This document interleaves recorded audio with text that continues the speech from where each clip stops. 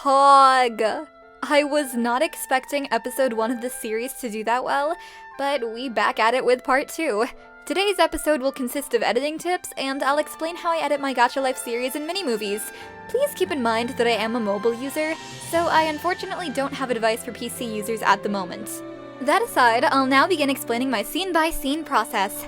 Step 1. Episode/mini-movie outline. The first thing I do when making a mini-movie is outline the entire movie scene by scene. These outlines normally consist of 1 to 2 detailed paragraphs per scene, with the basic rundown of the dialogue. Here's an example of one I did for Talent Show of Terror. Number 2. Scripting. After I've completed the scene outlines, I take the first scene and write out the dialogue for it.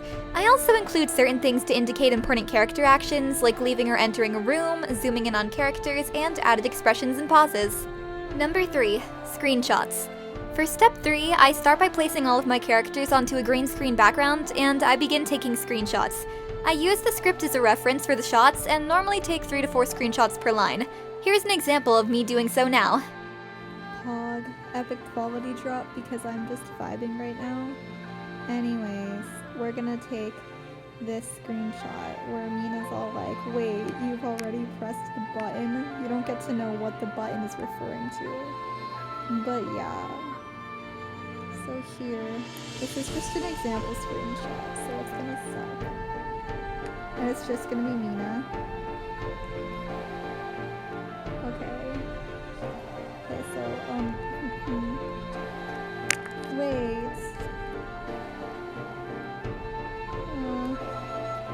You've already... And then pressed the button, and if we want to be extra, we'll add that too. So like, there you go. Pog. Also, if a character requires an animated movement, although these are removed in Gacha Club so it might not be relevant anymore, I normally just screen record the character who moves and take another screenshot of the scene without that character in it. Step 4. Adding the dialogue. Now that I've taken all my screenshots, I go into my editing app and begin to add them all together. I use KineMaster, but this will work with any sort of slideshow video editing app.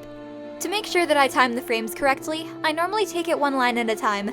Here's a quick video of me editing a line in and syncing it with its corresponding screenshots.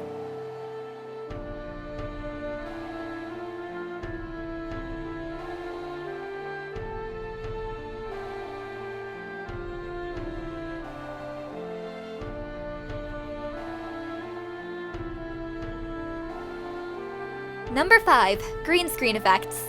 Once I've finished putting all of my screenshots together, I export and save my video to my camera roll. For this next step, you'll need to use either KineMaster or VideoStar because you'll need an app that uses masking. I'll use KineMaster for this because you can use it even if it's free. First, you can select the background you wish to use. I always know which background I want to use before the scene so that I can place the characters accordingly. After that, I implement the green screen video and use chroma key. It's likely you'll need to adjust it a bit, but that's very easy to get the hang of. I also normally filter the characters to blend with the lighting of the background more. Once I've clipped and resized everything accordingly, I go to export my scene. Number 6. Filters. For the 6th step, something I always love doing is adding filters. It's a small but necessary touch that helps blend everything together and make the scene feel more cohesive. I use an app called Filter, and I normally use a natural filter like rainbow or light, unless I'm making an edit or a Gacha Life music video. You know, something more aesthetic, in other words. Number 7. Adding audio or voices, and this is the one I get requested most often.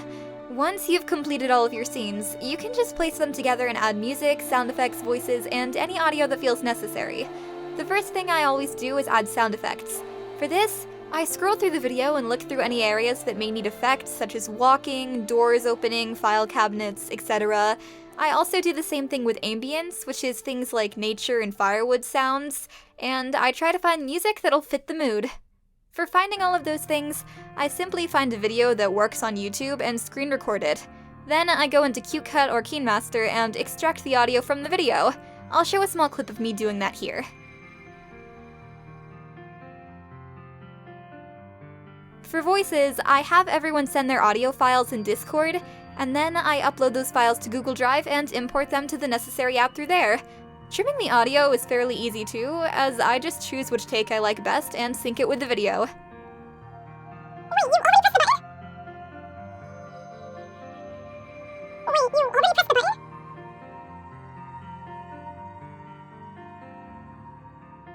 Step 8.